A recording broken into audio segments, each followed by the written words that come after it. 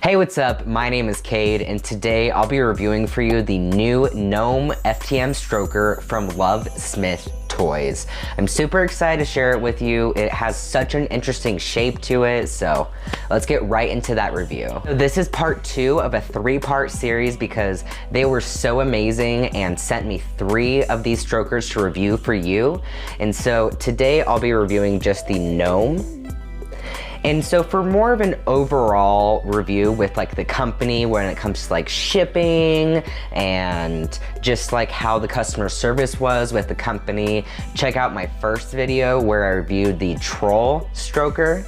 For today, I am so excited to share with you this amazing and very interesting looking stroker made for trans guys.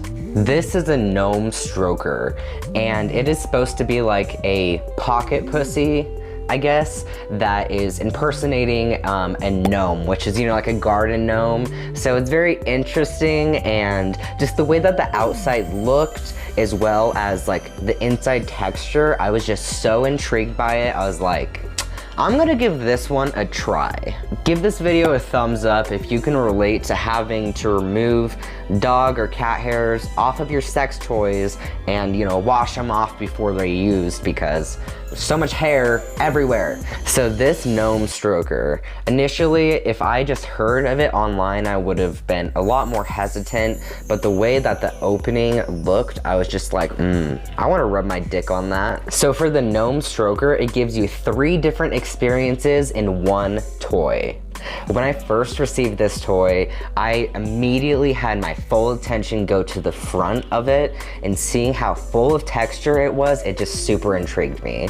After getting past the tight hole in the front, you will feel your cock be surrounded by a bumpy texture, and it's unlike anything else that you probably ever experienced when it comes to an actual stroker. If the front starts to be overwhelming and your bits start to get too sensitive, quickly switch to the back.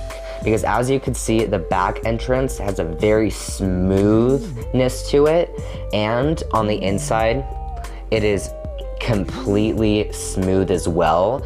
It's still like a nice texture, and if you pinch this, it actually gives some suction as well.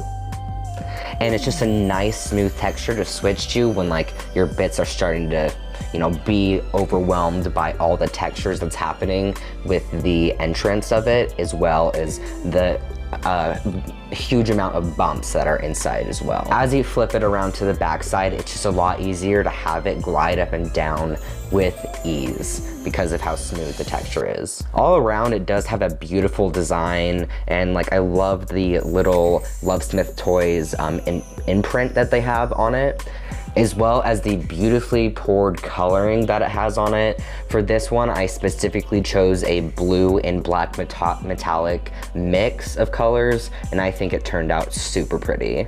For those that actually have a smaller growth, I think that this may be one that you want to consider a lot more because it has one of the tightest holes across any of the FTM strokers that they offer. The only downside that I noticed when it comes to any one of these strokers is it doesn't give a lot of suction unless if you hold off on the backside or pinch it off, but that's super easy to create a suction, but that, you know, it's understandable because it's not already closed off. So it's worth not having the suction, especially because the dual experience, or the 3 types of different experiences that you're able to have with this toy. In a moment, I will put an end screen showing part 1 if you'd like to see my review on the Troll stroker from Lovesmith Toys. Consider subscribing if you would like to stay in tune for part 3. And I highly encourage you to check it out because this is my favorite one among all 3 of the strokers.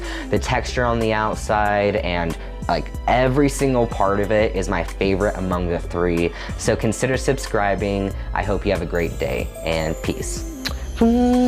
You are beautiful.